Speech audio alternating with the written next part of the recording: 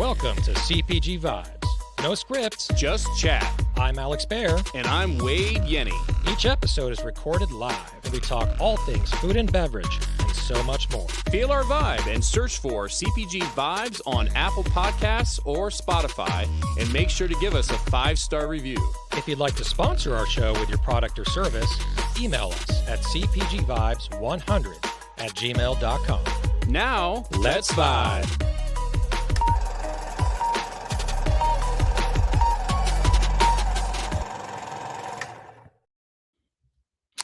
Welcome to CPG Vibes. I'm doing my best Alex Baer impersonation there. As you can see, I'm Wade Yenny, and Alex isn't with me. He's traveling, but that's okay because I've got 3 esteemed guests that I'm going to bring on in just a minute. I'm going to keep this real short as far as the plugs that we normally do. This is CPG Vibes episode 171. We've got 3 buyers joining us shortly. If you're not familiar with the show, we do this live on LinkedIn every Friday at 3 p.m. Eastern, 12 p.m. Pacific. And you can catch us on YouTube at CPG Vibes. You can find us on Apple Podcasts. You can find us on Spotify. Give us ratings, 5 stars, follow the show, subscribe to the show, all that good stuff. And like I said, I'm going to keep this short because I want to bring these guests on because they've got a lot to talk about. And I know those that are tuned in live want to hear what they have to say. So in no particular order, I'm going to welcome Jason Hostettler from Buehler's, Robert Johnson from New Seasons Market, and Kenny Hausmann from Fresh Thyme. Fellas, welcome to the show. How is everybody? Good. Yo. What's Excellent. up? Excellent. All right, so I'm going to start counterclockwise or clockwise, I should say, on my screen, and I'm going to have these guys introduce themselves, who they are, what their title is, and the company they're with. So clockwise on my screen, Jason, you're up. So yeah, Jason Hostettler, Buehler's Fresh Foods. It's a 14-store employee-owned chain in Ohio, and I'm the director of grocery, dairy, and frozen. Excellent. Jason, welcome. And just, I think I'd be remiss if I didn't say Jason and I have worked together for nearly 20 years and pretty much parallel paths. And Jason was my right-hand person. I'm going to be politically correct. He was my right-hand person, nearly my entire career at Buehler. So it's good to see him again. And I'm not going to be too hard on him like I usually was back in the Ohio days. Thanks for only waiting 171 episodes to have me on. Yeah, better late than never, my friend. Yeah, right. All right. Robert, you're up next. Hey, what's up, everyone? I am Robert from New Seasons Market in Oregon and Washington. Most of our stores are in the Portland metro area. And I am the dairy buyer, and I also cover cold beverages as well. And on top of that, I've been doing a newsletter called The Buyer's Perspective. So if you get a chance, I'll throw a link into the chat for you to check it out, and it kind of gets into all the stuff that we're talking about on a regular basis. Awesome. And I'm sure we're going to dig into that and more as we go through. Last, but certainly most, actually what I should have said is I did have an order here. It was the newbie, which is Jason, his first episode. Robert's been on more than once, and Kenny he's a veteran. Kenny, introduce yourself, please. I am an OG, and I do have the brick wall. I stay very, very consistent. Consistency is key. So hi, everybody. I'm Kenny Hausmann. I work for Fresh Thyme Market, a natural forward retailer based in the Midwest across 10 states, 70 stores, and I'm the director of natural living. Awesome. Well, fellas, I said this before, but appreciate you guys taking the time today to join. I know you all, I believe, are technically still working, so consider this overtime if need be. I'm just going to reiterate the audience again. If you're tuning in for the first time, comment in the comment box if you have questions for these guys. As I was plugging the show and hyping up the show, I think I mentioned it's not often that you get 3 buyers from different areas covering a good portion of the country, different perspectives. This is your time to pick these guys' brains. I'm going to facilitate, obviously, but if you have some comments, I'd love to hear them. I'd like to welcome everyone that's joining. Just yelling out some people here. We got Gavin, we've got William, Luke, Jeff, David, Marcy, welcome everybody. And all right, so let's get started. One of the things I said I wanted to talk about, and when I kind of posted, and it goes without saying, this is often on everyone's mind, but just just reach outs. And I want to give you a specific example of a cold reach out. This is a brand that you don't have on your shelf, someone you've never heard from before, and by some way, shape, or form, they want to reach out and contact you and get in your stores. So trying to tease out what's the best way for someone that's not in your stores today. Let's just say someone you've never even heard of, but they're interested in doing business with you. What advice would you give them? I'm going to ask all three of you. I'm going to go reverse order this time. Start with you, Kenny. Yeah, that's a really good question, Wade. I mean, every retailer is a little bit different on how they handle this, but I would say, specifically for us in a lot of chain retail, oftentimes they may even have on their website just a contact box that puts, all submissions, whether it be cold, whether it be those sort of things, and it will direct it to kind of a centralized inbox for product submissions or inquiries. And there, that would just be directed to each department for review. And for us, that's probably the best way to go about it, because quite frankly, buyers, as you know, typically get hundreds of emails a day because new item procurement is not the only thing on their list. They're managing a business, taking care of our stores. So oftentimes that's just the best way. But again, every retailer is a little bit different. Got it. All right, Robert, how about you? Yeah, like Kenny said, everybody's going to have a little bit different process. I think regardless of the process, sometimes people, like as a buyer, I see it all the time. I get the emails regardless of our, contact us link or whatever. So my thought on this is that the more simple you can make that first outreach email, the better. And not necessarily selling your product, but asking how do you integrate into the current process and system. So really of a place of seeking to understand how do I work with you versus here's my great product and I want to sell it into you. Okay. Jason. Good. I agree with both of you. I mean, we have a central inbox that is nice. It kind of is a filter between the prospective client and myself, so I can look at it that way uninterrupted. But if it's just going to be a straight cold call, if you will, I mean, maybe send a sample of a key item or two, and then follow up a couple days after that it got here with just some quick bullet points.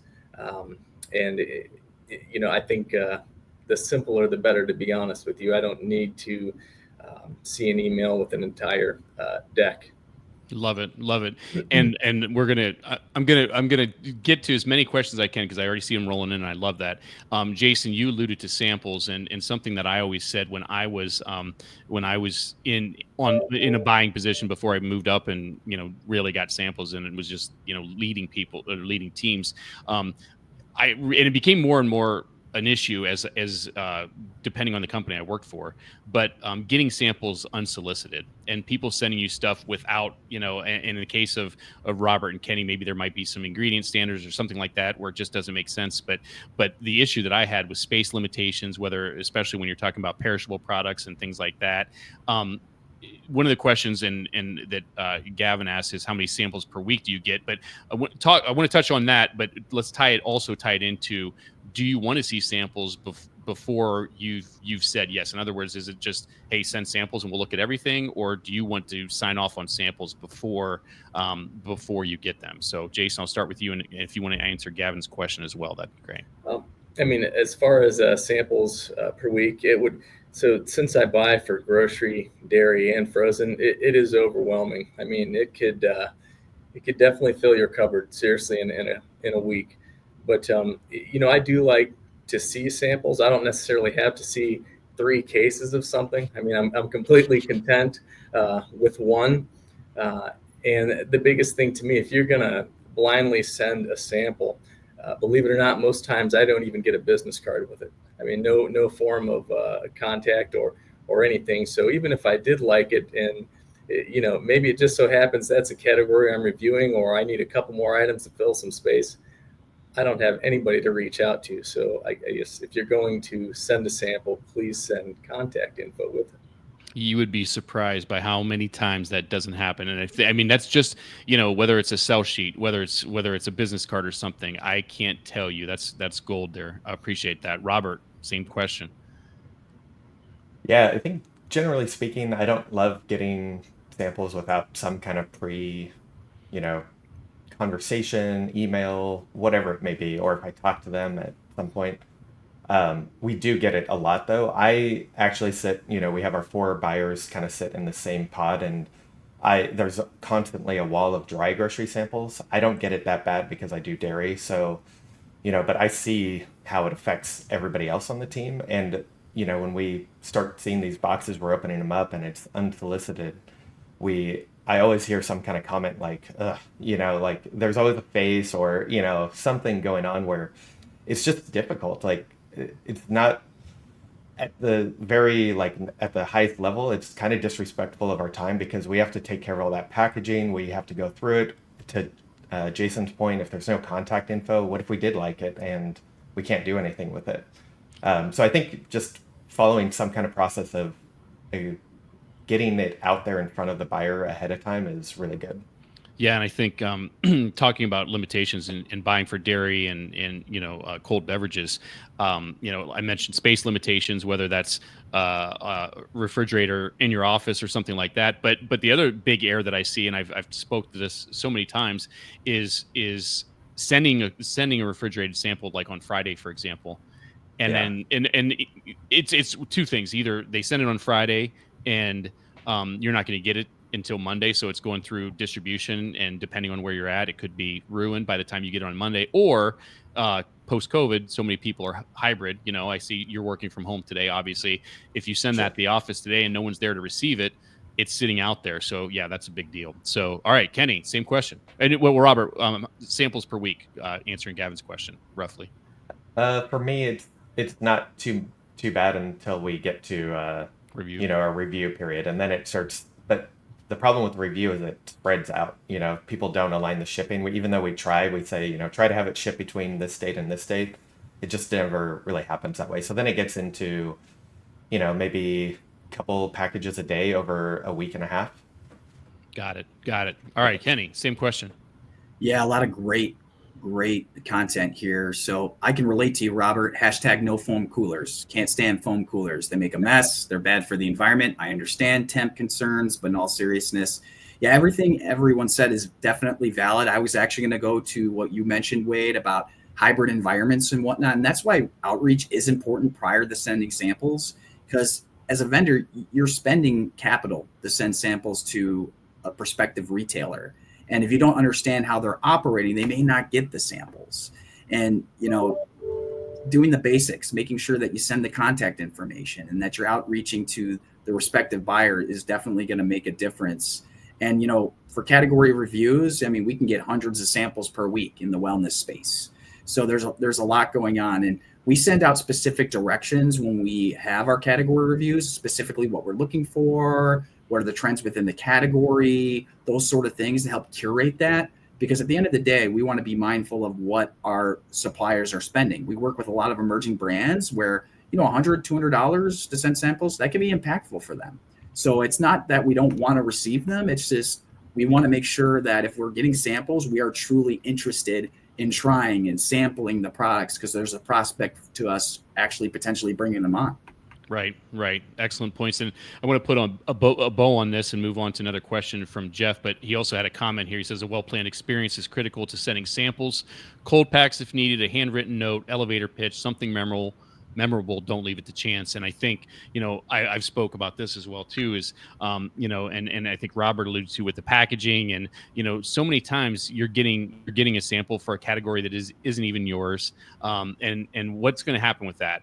I know for me, it was going in the break room for whoever to grab it. It didn't even get in the right person's hands. It was just, not that I didn't want to give it to the right person, but, or using the example Jason gave, if you send a case, I might keep 1 or 2, but the rest of it's just going there. And it's just, and the foam peanut comment from Gavin, there's things you can do to get on a category manager or buyer's nerves real quick. And if the more work you create for them with this packaging, it's really, truly there.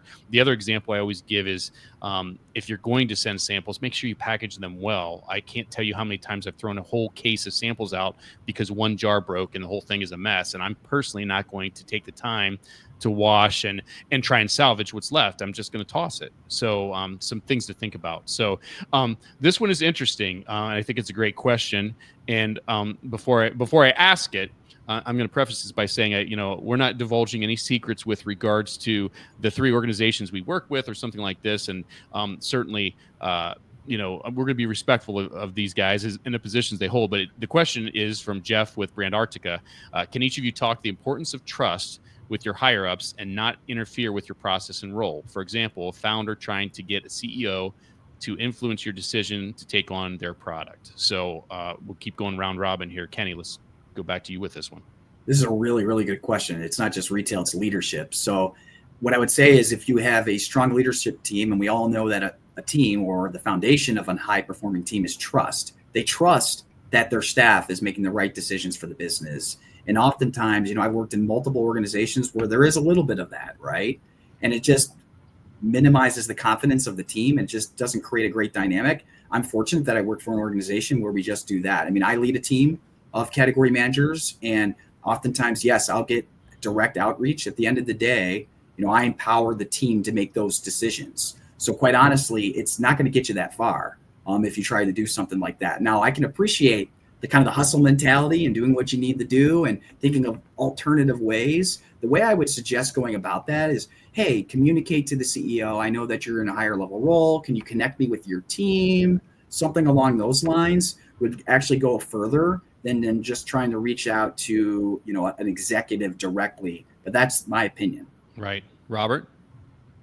Yeah, I totally agree. And I think I'm very fortunate now where my leader was, in my role at some point down the line, and he had it happen to him a lot. And so, when people reach out to him, he'll copy us on an email and respond and say, here's the contact that you need. Here, ultimately the decision lands on Robert. And I see, that comes across all of our category managers. So, there's definitely trust there. He understands where we're coming from.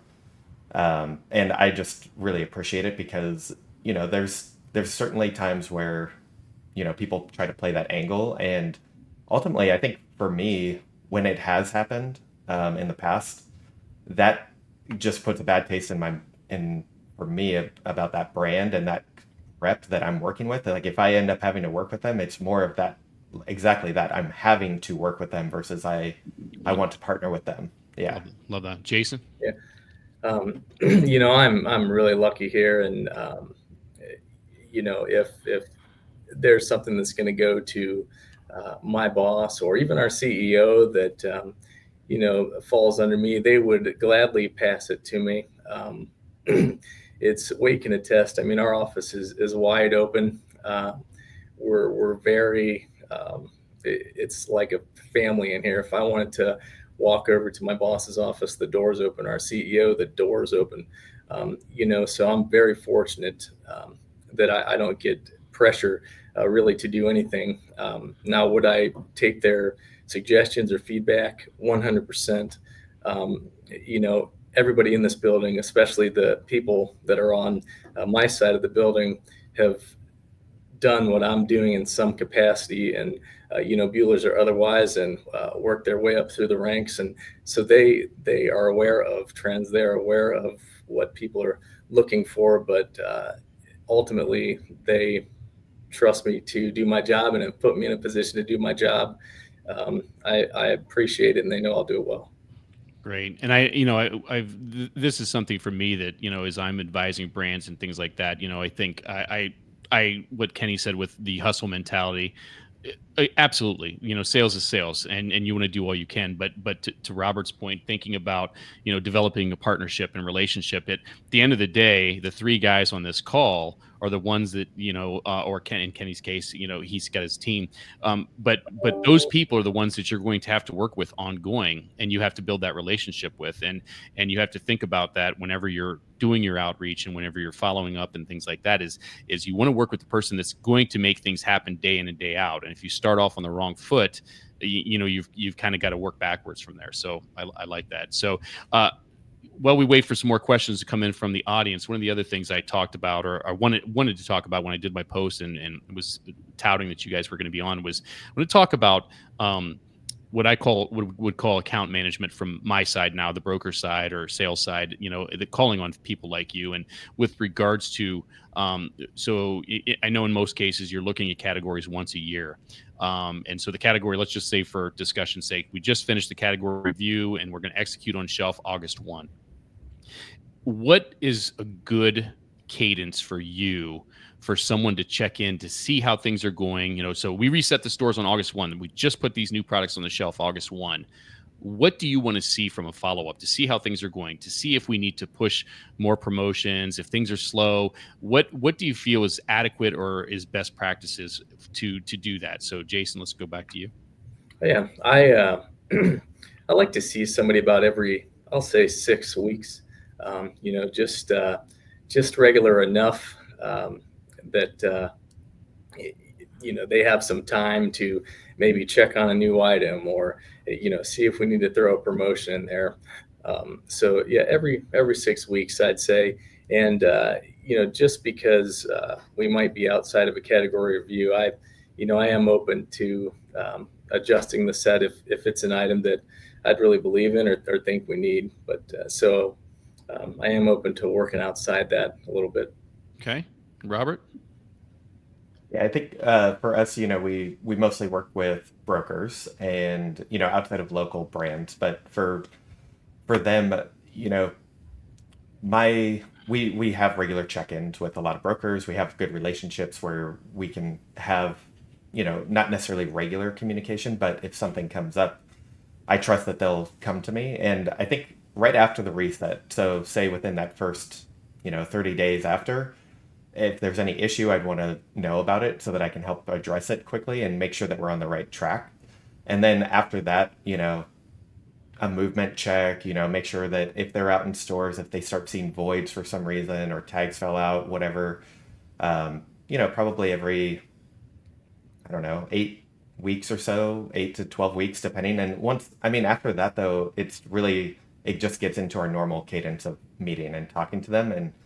And then we, review our movement when we do promo planning and things like that. So it just kind of rolls into a normal cycle. Okay. Kenny? Very similar, I would say too. It's also important prior to getting on shelf that you build a really good plan to get off shelf, right? So having that foundation of promotions or if any of those sort of things, getting that out in front of that will ultimately help you get off shelf. But I think 30 days is definitely a good time to check in and take the initiative as a brand too. Just check in and see how things are going and, say, hey, 30 days into launch, how are things going? Were things executed accordingly? I wouldn't necessarily ask for data and those sort of things yet, but just engage with the buyers to see how things are going. Good. And I see a question from, I'm going to butcher the name, Phaedra, that I'm going to get to in a second. But while we're on the topic of resets, I want to just ask this real quick because I think we can answer this pretty quickly from Gavin. How long does a reset take? And I'll stretch it out. So you're looking at items today. Again, let's say you're looking at items, let's say July 1. How long does it take from start to finish for that to happen? The process for you. For Kenny, us, I'll start with you, Kenny. Yeah, I'll start with you. I'm sorry, Kenny. I figured we were going kind of that counterclockwise. It's getting a little confusing though, Wade. Just kidding.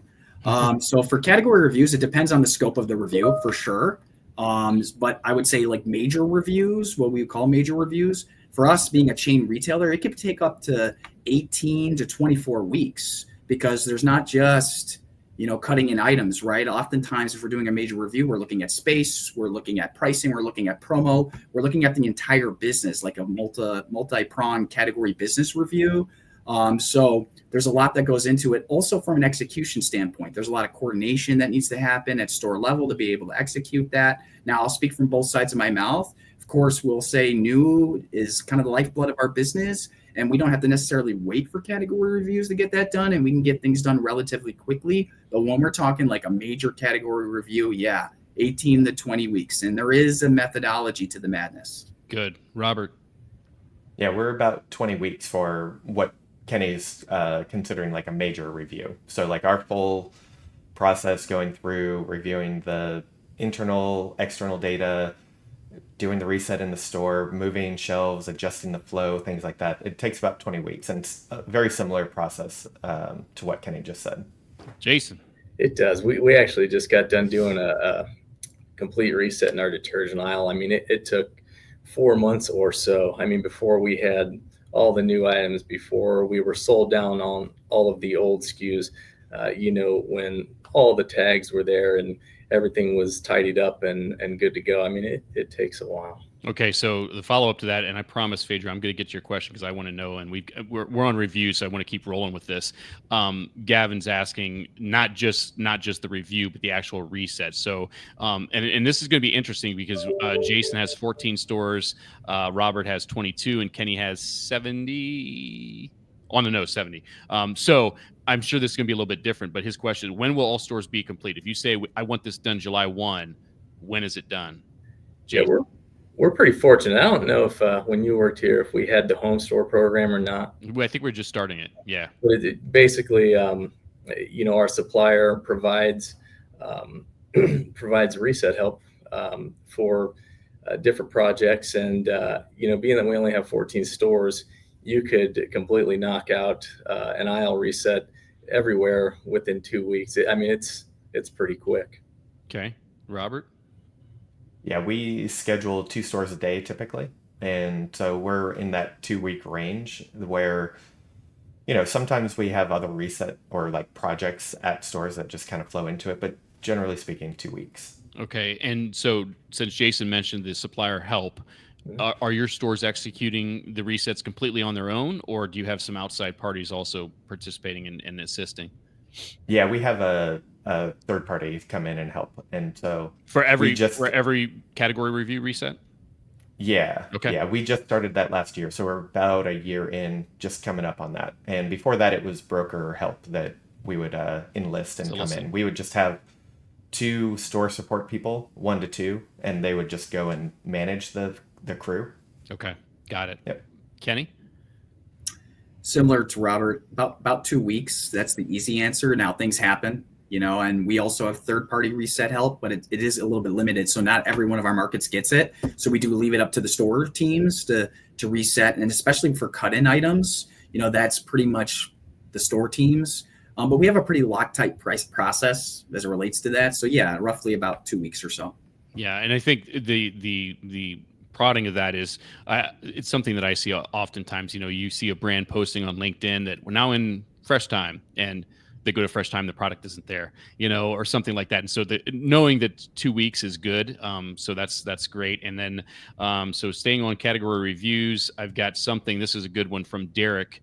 Kenny, we'll stick with you. A loaded question, but how long post reset is reasonable to entertain an off-cycle ad? So using the example again, we reset July 1. We just finished our category review. When is it okay to come say, hey, Kenny, I know you just did your review, but what would you say? Yeah, depending on the retailer, sometimes they might touch a category 2 to 3 times a year, whether it's like a mid-size or major review, but they schedule strategic cut-in periods based on when new item flow typically happens. But I would say generally after a major reset, I mean, most category managers aren't probably even willing to look at it that year, if I'm going to be completely honest with you, depending on the size and the scope. But at very minimum, I would say 6 to 8 months. Okay. Robert? Yeah, I think for me, I always want to see the items coming out. So it's not necessarily that I can action on it, but I'm open to seeing like, hey, I know you just did your reset, as long as you frame it right. I know you just did your reset. I'm not trying to sell you on this, but I want to make sure you know that it's out there in the market. What time would be a good time for me to check in, if it's either for off cycle or should I wait until the next review? I love that. Jason? Yeah, I gotta agree with Kenny. I mean, after you completely reset an entire section, I mean, a good 6 months can give you an idea of what you're going to keep or what you're not going to keep, and then I think it's pretty fair game to ask. Yeah, I think I love all the answers, and I really like Robert's from, so sometimes things happen. It's new to market, or, the brand just got their sales act together, for whatever reason, they didn't know the reset just happened, but just to get it on your radar. And because the other thing to think about is when you talk about off cycle is whether you talk about discontinued items, maybe somebody went out of business or things happen, right? And so to know that there's something on the radar, I think some of the best practices I've seen is that you do that review and you have your list and you make your decisions, but then there's some backup items, right? So they're kind of in the pipeline so that if and when something like that happens, you can bring those kind of back up. So, okay, good. And then I want to get to, since we're still on resets, I'm going to do two different questions here. And I forgot, this is me just trying to figure everything out on my own. I want to talk about Rich's question, which what kind of things trigger review? Is it purely timing, or can innovation disrupt? And then I also want to try and do both of these so I can go back to the other question, is Marcy's question here. How about manufacturer reps joining partially category review broker meetings? Is this achieved at the advocacy of the broker, or is it culturally frowned upon? So I think it's Jason's turn again. If not, well, whatever. Jason, it's your turn. So we're going to answer both Rich's what triggers the review, and then also Marcy's question about manufacturers participating with the broker. We use a review calendar that is driven by our supplier, mostly because they know when new items are going to come out in the category, when they're going to get rid of all the slow movers. But, to that question, do we have a category captain? Yes. It might be Procter & Gamble for detergent or General Mills for cereal, but we always have a category captain and get some feedback. So I think Marcy's question is relative to how do you feel about the manufacturing rep attending your meetings with the broker? In other words, do you encourage it? Is it on a as needed basis? Would you rather deal with the broker? And then maybe, I think that's what she's going for as far as that question goes. How do you feel about that? I'm not opposed to including them. I'm a big a team guy, I suppose. So, the more ideas, the better. The more input, the better. Okay, Robert, both those questions. Yeah, can you pop those back up? Yeah. So the one, if you want to start with the one that he just answered with regards to manufacturing reps attending the broker meetings, and then the other one was what triggers a review, and right. As far as that goes. Yeah. So as far as brands attending the meetings, we typically don't offer that. I don't know if it's culturally frowned upon. I feel like it's probably some pretty standard practice in certain markets, and it is certainly for new seasons. I've made exceptions though. Not typically for new brands though. It's typically like very unique situation. They live in Portland, like the sales rep just happens to live at our headquarters. They're not traveling in for it. And they have line extension or maybe a new category that they're going into, something a little bit more unique with what they're offering. And for me, I love getting in touch and having that face-to-face with the brand rep. But for a 5-minute presentation, I don't want to have somebody fly in and come in and waste their time doing that for me. Okay, and then as far as Rich's, what triggers the review? Yeah, we have the category calendar that we have, and we created this a few years ago where it's just an ongoing. So we have a list of all of our different categories, who's managing them, what kind of cut in and reset it's had each year. And so we do use that to shape the next year. So like, for example, I am looking at 2026. I see which categories I do a full reset on. Some I do every year, so I duplicate that. And then others I kind of pivot between, what's most important, what do I see opportunity in, whether that's innovation, or I see that maybe there's just a need for a change at the store level, with what the flow is and things like that. Okay, Kenny? So I'll start with the first question first, I guess. Anywho, yeah. We also have a category review calendar, and a lot of that's built on sales opportunity, volume. We do some data. There's some categories that you want to touch a few times a year, but I'll take this a little bit of a different direction as well. So I said third party and reset time, right? That all takes labor. So we actually roll up our total category review schedule. So as we plan, every category manager has their wish list, but then we also have to prioritize where the biggest opportunities are. We do account for new item flow. We do account for, again, market share gaps, those sort of things when we're building out our category review schedule. So we may have like an A list from a category manager, but based on labor and needs of the business, we're going to have to make some, concessions for sure. We're not reviewing every category every year, though we may cut in items in a particular category every year. Again, it depends on the opportunity. Richard, the word innovation, I think we could double click into that one at some point, and what defines innovation, because I have some thoughts on that, but I'll save that for later. As far as direct brand reps representing with the broker, Yeah, that's fine. We actually really value it. We like to hear about the brand. We like to hear about their direct story and what they bring. But to Robert's point as well, it's not necessary, especially, the virtual world works just fine. It's just as effective in some cases. And at the end of the day, like, we would hate to have a brand come in for a 15-minute meeting and they traveled from across the country into the Midwest, because honestly, we have a lot of that. We have a lot of West Coast based folks that are traveling in. And the last thing we want to do is have them spend all of that time just for, again, a 15-minute meeting. I love that, and I think I'm looking at Jason, because when I was in Ohio, and I felt bad in the winter from December till probably April, if there was a snowstorm, someone traveling from Toledo 2 to 3 hours away to come in for 15 minutes to half an hour. I mean, I'm picking up the phone, or I'm sending an email saying, hey, the weather's bad. You don't really need to drive 6 hours round trip to show me something for 15 minutes, because then I, as a category manager, I actually feel obligated or somewhat guilty to spend more time with them, which I really don't have, so it becomes this awkward scenario. And mind you, my time in Ohio was pre-COVID, so we were doing all in person for the most part. So I want to get to, I promise we're gonna this last one on category reviews and things of that nature before we pivot to trade shows. Lisa asks, everyone seems to want data, but what can emerging brands share with you that doesn't have their own data? Does market data help if it shows growth in their category? So in other words, obviously they don't have data, they're brand new, but does, maybe it's category data that, hey, protein or protein snacks or whatever is growing, so this is where we fit in. So Kenny, how do you feel about that? Short answer is yes, market data is helpful, because that's where the art meets the science when it comes to category reviews. There's a lot of that, right? As much data as we have, it's very helpful, right? It helps us guide our decisions, but there's going to be opportunities for us to bridge into new items, new brands, new categories, especially if we're looking to do things differently. Now, I'll say this, a category manager has, they're responsible financially for their book of business. And I often say this, you have to have a strong core in order to earn the right to innovate. So you can't have a bunch of unicorns in your set and you're not necessarily driving the volume. As much as we love innovation and new in the natural channel, we also have to have a core set of business that allows us the ability to be able to drive the sales and profitability, because ultimately a new item should drive incrementality for any particular category. Right. Robert? Yeah, I totally agree with Kenny on market data. Anything that we can get is going to be helpful. You have to be a little careful when you get out there. Like, if it's not,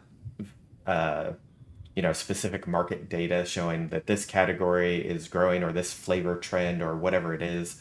I've seen sometimes where it's just social media trend, but that gets a little muddy because you don't necessarily know what that source is, where that source is coming from. And it's certainly helpful, to see like, oh, this is trending on TikTok or whatever, but it's not necessarily going to be like a huge selling point for me when you get into like the social trends, unless there's other data to show and support why that's happening. Okay, Jason.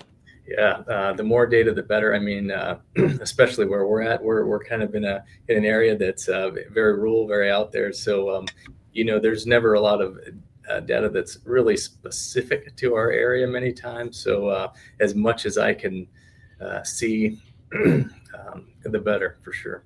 Okay. Well, I said we are going to get to this trade show question, I promise. But these next two, and then we're putting a bow on data and category reviews. So, Rich Moniz from Rich Insights, how about unique data like eye tracking, especially if a brand is comparing versus your own retail set of products?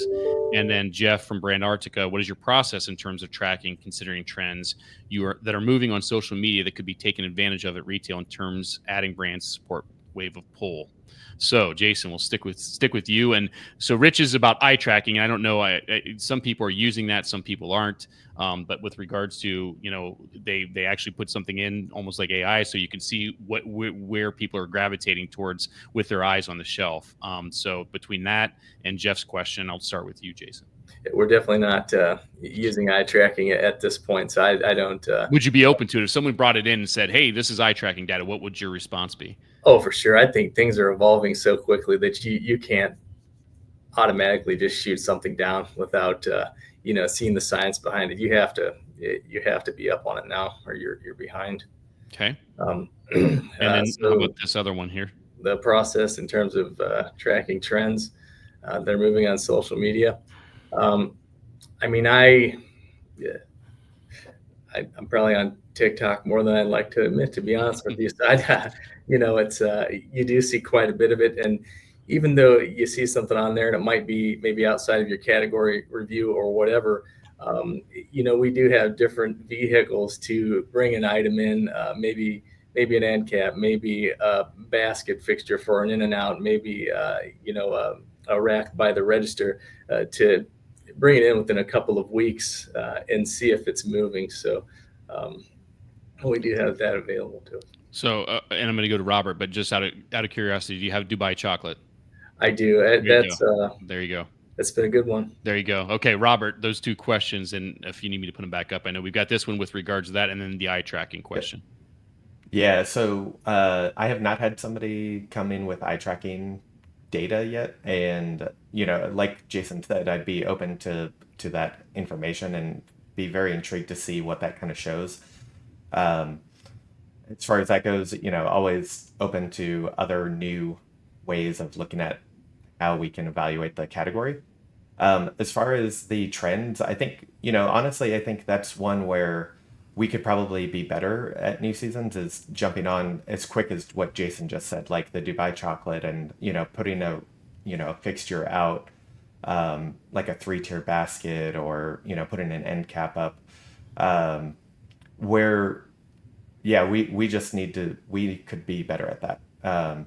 We see the trends, obviously, like Jason said, I'm on TikTok a little more than I should be, and also the category manager for a lot of the sweets and snack categories, she's on it a lot, so like she sees it all. It's just that execution piece for us on how do we effectively bring it in a timely manner. Good. Kenny? So the eye tracking, I have not been, and our team has not really been presented with that data, but similar to Jason and Robert, open to it, right? There's a lot of data out there. I think that could be something like next level for us as we're looking to refine sets and how the customer truly tracks, but it's not something we necessarily look at today. Trends on TikTok, yes, I'm in the same boat as everybody else. So in our space, a lot of our trends are born on TikTok. So our category managers are super in tune to it, especially our body care and clean beauty buyer and category manager. She is very in tune to them, but it's also a balance too into what's like a flash in the pan versus an actual trend with staying power. In our space in particular, we also have to be very cautious with déchets and health claims and those sort of things. But I think our group does a really good job of curating that. And oftentimes what's kind of cool is too, sometimes retailers have an opportunity to make their own trends happen as well within our space, depending on, what categories they're getting into and how they position them. But it is a different world we are in. I mean, 10 years ago, we're talking in that, Circana and as well as Spins data was innovative. Well, now we're getting all this data from social media and all this influence around us. So as all retailers need to take heed of it, but there's just so much out there. Great. And I think, it's riding the wave, right? Using that, who knows if Dubai chocolate's going to be a thing that you want in your set a year from now. But if you can capitalize on those trends, I think of some that I've seen over the last year, Celtic salt was one, and, you just got to ride that wave. So, okay, we got to pivot to this question. I promise. I apologize, Phaedra, that's taken so long. Trade show questions. We're starting with Kenny. How do you pre-trade show outreach? So I'm a brand or broker, what have you, sales rep, I'm reaching out. How do I pre-trade show outreach, meeting and or booth visit requests? So, I want to have a meeting at a show, or I want you to stop by my booth. What's the best etiquette there? Does this dynamic interfere with the freedom to hunt you on you're at a show, you want to look and discover unique finds for your category retailer? So, Kenny, start with you. Depends on the trade show, but we'll go to Expo West, the biggest trade show in our industry. I would say that meetings, it can be difficult, right? It does interfere kind of with the hunt and discover new, because that's really the primary reason why a category manager, buyer, or team or retailer is there. I would say for outreach, email is perfectly acceptable. And oftentimes our team will make it over to the booth, but to try to schedule a specific time can get really challenging. And we can plan everything. We all know what happens at these shows. 60,000 of our closest friends are there. We'll get stopped. So there's a lot going on. Someone might hop on a live podcast. Who knows? So there's a lot of things that go on during the show. So I would say that email outreach, a lot of the times, depending on the retailer, right, and depending on the show, they may not even schedule meetings, but you would have more of a chance to get at least a commitment to stop at the booth if you have some outreach. Yeah. And I think, putting my broker hat on for a second before we go to Robert is, it's one of the things that our clients, right, really expect, want, and push for is, hey, can you get Jason, Kenny, and Robert to stop by our booth and, drag them over there and trying to communicate, obviously me coming from your shoes, I've lived your lives, right. And I know how it goes. And I've tried and stressed that we don't want to be handcuffed. If we can do it, great. But I'd rather make sure that I'm getting to them under their terms versus trying to force them, quote unquote, to my trade show booth to look at this. And I just drug them halfway across, 3 halls to get there. So Robert, I'd like to hear what you have to say there. Yeah, I totally agree with that. Actually, I feel handcuffed when it happens. We've done it in the past where, like a UNFI selling show, we would schedule time with our brokers and they would walk through, their 2 to 3, 5 brands. It got really tiring really quick. It's great seeing people connecting. There's good things that come from it, but at the end of the day, you're there to do the hunt and, you're finding that space to really have conversations with the people that maybe you didn't know you needed to. And, sometimes the brokers, they're doing what you just said, Wade. They're looking at helping their clients out. So they want to get them to stop there, even if they are maybe a current brand, So then it kind of questions like, what is going to happen at that booth? What's Right. the agenda? How long are we going to sit there? So we just kind of, at least for me, I just stopped doing that because you get dragged across the show floor multiple different ways. People see you and want to talk to you and you can't stop. And it's just really awkward sense of walking the show. Great. And I'm One- really, go ahead. One thing I would say as an alternative, well, I would agree with Kenny that if you do a little outreach, it raises your chance of getting them to stop and recognize you like, oh yeah, that's the person that messaged me, either email or message me on LinkedIn, whatever it is. But what I would suggest, and Christian at Yaza Foods does this really well, he talks about it, is make a short list of the retailers that you want to connect with. Make sure your entire team knows that and have a deck and conversation points that you can talk to when they stop by. Like just be prepared for the ones that you really want to meet with. And whether they respond to your message or not, if they stop by, that you're ready for them. Okay. I'm really excited to hear what Jason has to say here because I know how things were when I left 6-7 years ago, however long it's been. Curious to see how you've formed your own. I know how I trained you and taught you, but I'm curious to see what you're living and practicing now with your trade shows. I learned from the best. I don't take any meetings at Did you hear trade that? shows. Did you hear that? Yeah. No, I don't take any meetings at trade shows, but as far as reaching out, I think that's awesome. That is definitely the best way to get a hold of me. I'll tell you, if you just say, hey, Jason, this is Wade. I'll be at the KHE show. I'm in booth 3000. Just send me a snapshot of what you have, not necessarily everything that you have, but it does tell me, hey, this guy is going to be ready for me when I get there. And I think if I tell you I'm going to be there, I'm going to be there, which I will do that. If you reached out to me, I will be there. I will stop at your booth and make a point to find you. Nice. And I know I'm going to be respectful of your time. We got 10 minutes left. So if you're in the audience and you want a question answered by these guys, please put it in the chat. Sticking on trade shows for a minute, because I know, another thing that I hear and see a lot is special events and invites relative to brands or even brokers or something like that. And, it could be a dinner, it could be a happy hour, it could be, whatever. What's your feeling on those? What's the best way to reach out to you about those? Is it the same thing we just talked about? How far in advance? Because I know sometimes this comes up in talking with clients that, let's see if we can get Kenny, Robert, Jason to dinner. The trade show's in like a month, so talk a little bit about that aspect of the show. Yeah. Jason. I I appreciate the offer for things like that, for dinner, for whatever event. But on the other hand, I don't like to feel obligated that I have to buy something after that. So I'm actually not a fan of going to dinner with somebody, in particular at a trade show or anything like that.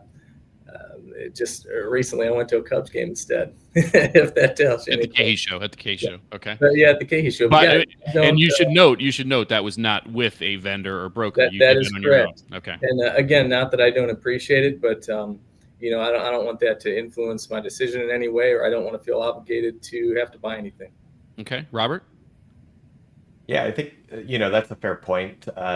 We are very clear, and just in our direct relationships, like that, none of that is going to have an influence. Like having a great partnership is really key, but it doesn't mean that you're guaranteed an item on the shelf or a certain promo or things like that. We have to do what's right for the business, and we always appreciate going out and having that time together because it does allow us to create that deeper relationship with the brand that we're working with. And I always appreciate it. As far as timing goes and like scheduling it, that's really tough. And it's, to be honest, it's really tough for us when you are maybe a newer brand or we don't know the rep that much. Maybe it's never met them. Like we're dedicating a night to hanging out with you. I don't know you. Like, it's going to be a little challenging to get that yes. But if it's partnered with a broker that we know and they kind of know us and they know that person, like that kind of helps ease it. So, yeah, timing and is maybe about a month out, a little longer even sometimes, because you might be fighting against some recurring kind of relationship. Right. And before I get to Kenny, something you just said with regards to that, something I always said when I was in your shoes is, it's kind of goes with what Jason said, but also with what you said, Robert, is first of all, it's my time, right? I might be at a trade show, I might be working, but it's still my time. And whether it's a lunch, whether it's a dinner, whatever event, do I want to spend half an hour, 2 hours, in some cases at dinner with appetizers, drinks, etc., 3 hours with you? And that's not to be offensive or to be, to be rude. It's just simply, it is. I mean, it's really something, you just walked, probably 10, 15 miles on the trade show. And, depending on if you're the East Coast, West Coast, where the trade show is, you could be working on 12, 14 hours and who knows how much sleep, and committing that amount of time sometimes is difficult. Kenny. Very similar to Robert, I would say, for us, it's pretty clear. Like if we're going to dinner or whatnot, it's more for relationship building and building that partnership. Our business is a people business. We just happen to sell groceries, as a wise man once said. So it is about those relationships. I'll tell you, Wade, I think for us and specifically for me, I'm at the point in my career where if I'm going to go to dinner with somebody or be with a group, it's someone that I truly want to be with and interact with, quite honestly, because to your point, my time is my time, and I want to make sure that we're having a worthwhile discussion and get to work on our interpersonal, right? Yeah, of course, we're going to talk shop and those sort of things, but there's no commitments. We like to level set before, any specific dinner or meeting. And I know that everyone wants to meet everybody, grab a coffee, do these things.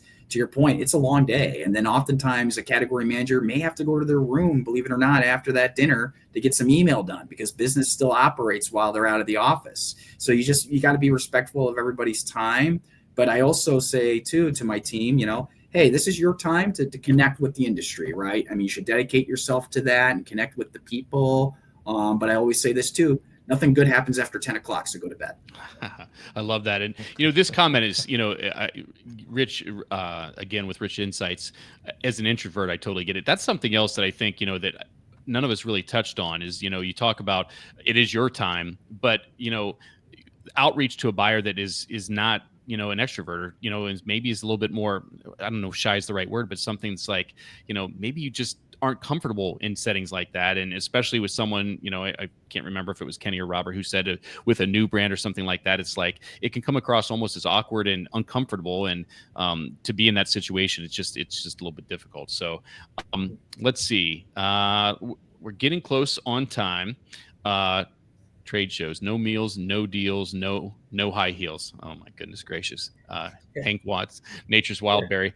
Okay, so we got 5 minutes left. I want to try and give us time to wrap this thing up. And any points that we haven't touched on, any plugs you want to do. I know Robert talked about his newsletter. I'm going to give him a chance to talk a little bit more about that again. But I want to close things up with anything, if there's any closing comments you'd like to make relative to yourself, the business, something we hadn't talked about, and best way to get a hold of each of you. So Kenny, it's yours.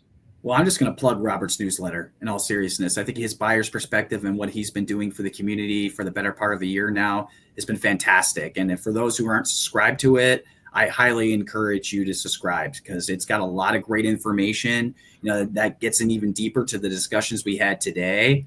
And it's just really, really great content. So thank you, Robert, for everything that you do for our community.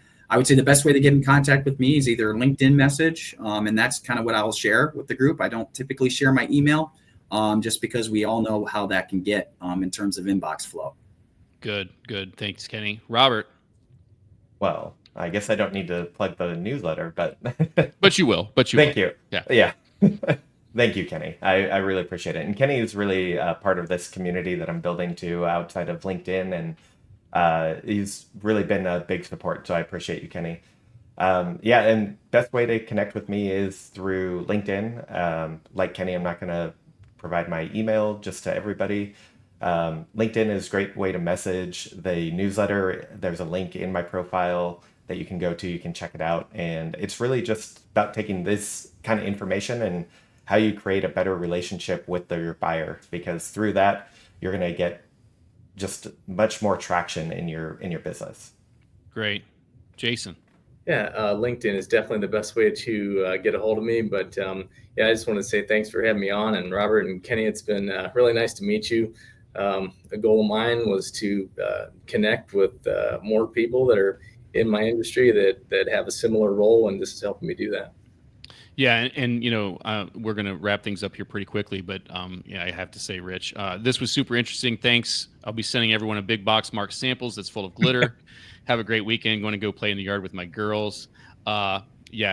Jeff, I can post all their email addresses here in the chat. I have ready going. Here's another sign up for the newsletter this morning. So, but kidding aside, there's a reason why I picked the three of you to be on the show. Not just because of my personal relationship with each of you, but because you are open. I know each of you professionally as well as personally, and I know that each of you really want to do right by the community, and you really are exemplary with regards to how people should be reaching out and your interactions with buyers. I have the utmost respect for all of you, and I just can't thank you enough for taking the time today.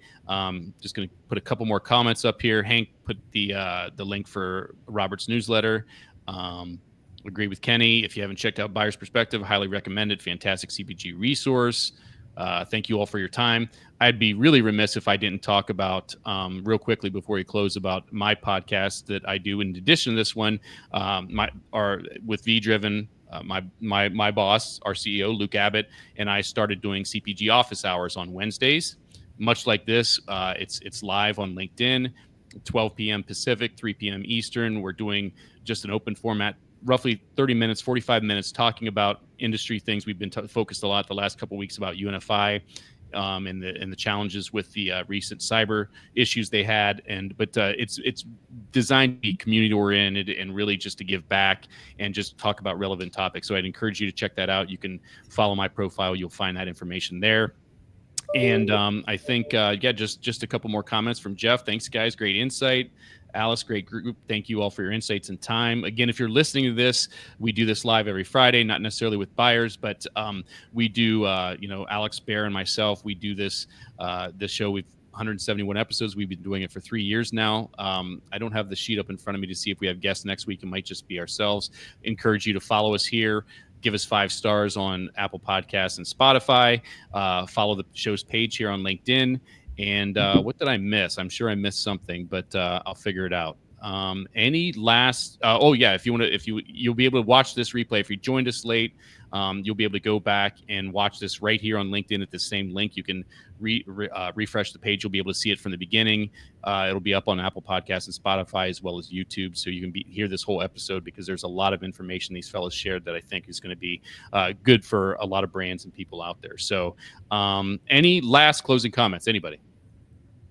Thanks for having us, Wade. Really appreciate it. It's been great being on. Appreciate you guys. We're ending right on time.